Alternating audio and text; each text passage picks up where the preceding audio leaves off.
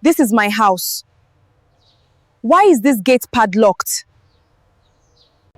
Madam, I think there has been a serious misunderstanding. This property was transferred 3 weeks ago. The title documents have already been processed. Transferred? What are you talking about? It's all here. What did you just say to me? I called this number because it was listed as the next of kin contact on the original deed. I assumed you already knew. Knew what? Say it. Say it clearly. Your husband, Daniel Okafor, he sold this property 7 weeks ago. The new owners move in on Friday.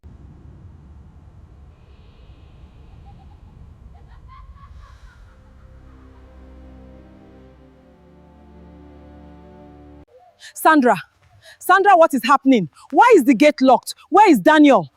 He sold it, Auntie Rose. My own husband. He sold my house. God in heaven. Get back in the car. We have work to do. Sandra Okafor had never asked for much. She had not asked for a big wedding. She had not asked for gold or designer bags or the kind of life that needed showing off on social media. She had asked for one thing only: a home. A real home. 4 walls that belonged to her. A gate she could lock from the inside. A roof that would not ask her anything in return except to maintain it with care. She had built it, brick by brick, year by year, through the long government salary months that ended before they began, through the overtime shifts at the Federal Secretariat in Owerri that left her walking home with swollen ankles and a spine that ached through the night. Through the years, she sent nothing to her mother in the village because every extra naira went into the foundation, the roofing, the tiles, the electrical work, the plumbing. Daniel had contributed. She would not lie about that. In the first 2 years, he had contributed. But somewhere in the 3rd year, something shifted in him. Something she could not name and could not catch. He stopped talking about the house the way he used to. He stopped driving past it on weekends to check the progress. He started coming home later, started receiving calls in the bathroom, started explaining things she had never asked him to explain. She had told herself it was work stress. She had told herself it was the economy. She had told herself that men go through phases and that a patient wife weathers what a foolish wife runs from. She had prayed over it. She had fasted over it. She cooked his favorite meals and pressed his shirts and laughed at his jokes even when they were not funny. 7 years. 7 years of building. 7 years of patience. 7 years of choosing this man and this marriage over every doubt that knocked at the door of her spirit. The house was completed in January. They had not yet moved in. Sandra was waiting to furnish it properly the way she had always imagined. White curtains, a proper dining table, flowers in the front yard. She visited it every other weekend, walking through the empty rooms, measuring the windows with her eyes, planning. She had no idea her husband had already sold it. The call came on a Tuesday afternoon. She was at her desk at the secretariat reviewing a procurement file when her phone rang with a number she did not recognize. She almost didn't answer. She was busy. The file was already late.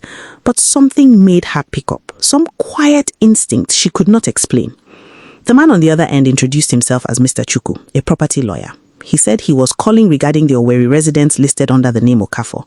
He said he had found her number as next of kin on the original land documents. He said he wanted to clarify 1 or 2 things about the transfer. Sandra had sat completely still at her desk, the phone pressed to her ear, while Mr. Chuku explained that the property had been transferred to a new buyer 7 weeks ago, that the documents had been signed and notarized, that he was calling because there appeared to be a discrepancy in one of the supporting files and he needed to reach someone connected to the original deed. She had not said a word through most of it. When he finished, she asked him one question. She asked him when the new owners were moving in. He said Friday. She thanked him calmly, ended the call, placed her phone face down on the desk and stared at the wall in front of her for 4 full minutes. Then she picked up her bag, told her colleague she had a family emergency and walked out of the office into the hot Owerri afternoon. She called Auntie Rose on the way to the car. Auntie Rose, who had danced at her wedding. Auntie Rose, who had warned her once, only once, gently, years ago, that something in Daniel's eyes was not settled. Auntie Rose, who had never said, "I told you so," not even when she had every right to. They drove to the house together in silence. And when Sandra stood at that padlocked gate and heard Mr. Chukwu say the words out loud, sold, transferred, Friday, she felt something happen inside her that was not grief and was not rage. It was colder than both. It was clarity. She went home that evening to the rented flat she and Daniel still shared in the GRA. He was watching a football match when she entered.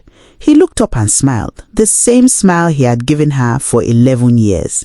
Easy, familiar, unbothered. She put her bag down. She sat across from him. She said nothing for a long moment. Then she said, "How is the house coming along, Daniel?" He did not miss a beat. He said the contractor had called, said there was a delay with the ceiling tiles, said it might be another month before they could move in. Sandra nodded slowly. She said, "Okay." She went to the bedroom and closed the door. And then she began. She was not a lawyer, but she had worked in government long enough to know how documents moved and where they left traces. She called a friend at the lands registry first thing Wednesday morning. She asked quiet questions. She listened carefully. What she learned in the next 48 hours dismantled the last 11 years of her life in ways she had not prepared for. Daniel had not just sold the house. He had been living a second life. The buyer of the property was a company registered in Lagos. The director of that company, the person who had paid for the house, was a woman named Chidima. Chidima was 31 years old. She lived in a fully furnished apartment in Lekki that Daniel had been maintaining for 4 years. And Chidima had a son, a 3-year-old boy with Daniel's forehead and Daniel's nose, and a birth certificate that listed Daniel Okafor as the father. Sandra sat with this information for 1 full day. She did not eat. She did not call anyone. She sat in the bedroom and let every year of her marriage replay itself against this new truth. Every late night, every bathroom phone call, every explanation, every prayer she had prayed for a man who was already living inside another life while she built him a house with her bare hands. She thought about the January morning she had stood in the empty sitting room of the completed house and cried, not from sadness, but from relief. She had held her own elbows in that empty room and said thank you to God out loud because she had finally done it. She had built something permanent, something that could not be taken. She had believed that completely. She had believed it the way you believe in a floor beneath your feet. Daniel had sold that house 6 days later. He had walked out of that empty room behind her, kissed her forehead and said, "Well done, my wife." And already the money was moving. Then she got up, washed her face, called a lawyer. Not just any lawyer. She called Mrs. Adenaze Nwosu, the most aggressive property rights attorney in Imo State.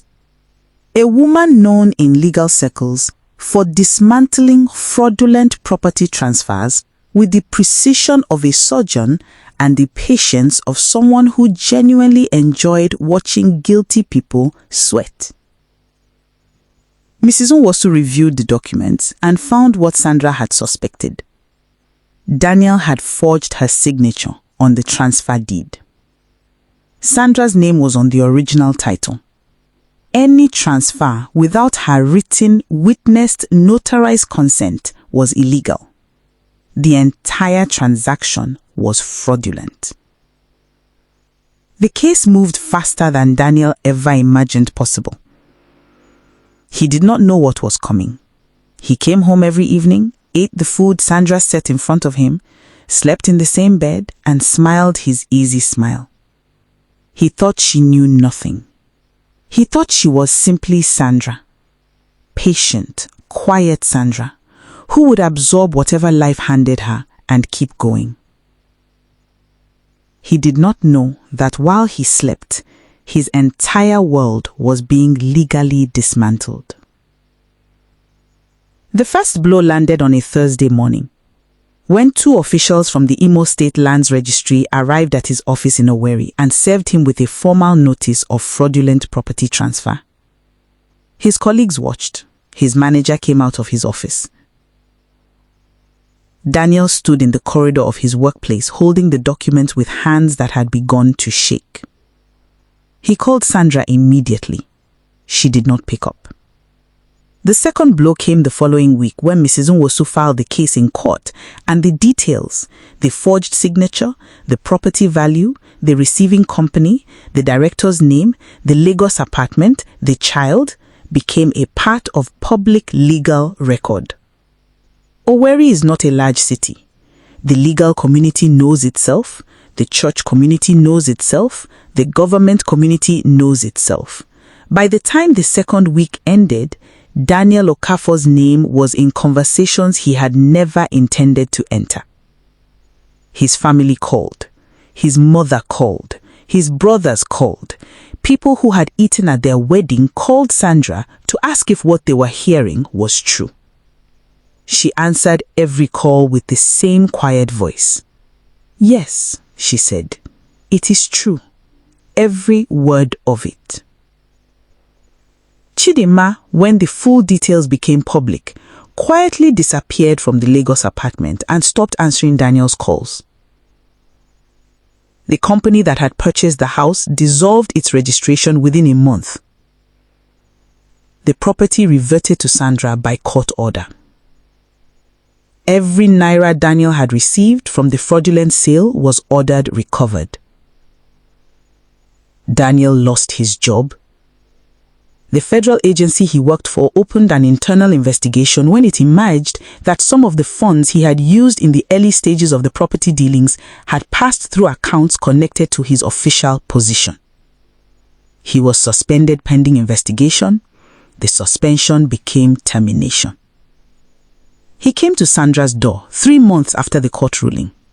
She was living in the house by then, the house she had built, the house the court had returned to her, the house that never legally stopped being hers. She had put white curtains in the windows. She had planted flowers in the front yard. She had bought the dining table she had always imagined. She opened the door when he knocked. She looked at him for a long moment. This man she had loved for 11 years. This man she had built a home for. This man who had sold her house and her future and her trust to fund a life she was never supposed to know about. She did not shout at him. She did not cry.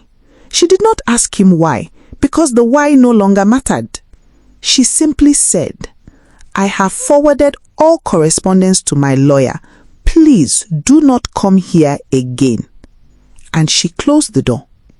Auntie Rose was sitting at the dining table behind her. She looked up from her tea and said nothing. Sandra sat down across from her. They sat in the quiet of that house, the house Sandra had built, the house that had tried to be taken from her, the house that was still standing. And for the first time in months, Sandra allowed herself to exhale. Outside, the Owerri evening was settling in. The neighborhood generator hummed. Children played somewhere beyond the wall. The flowers in the front yard were beginning to open.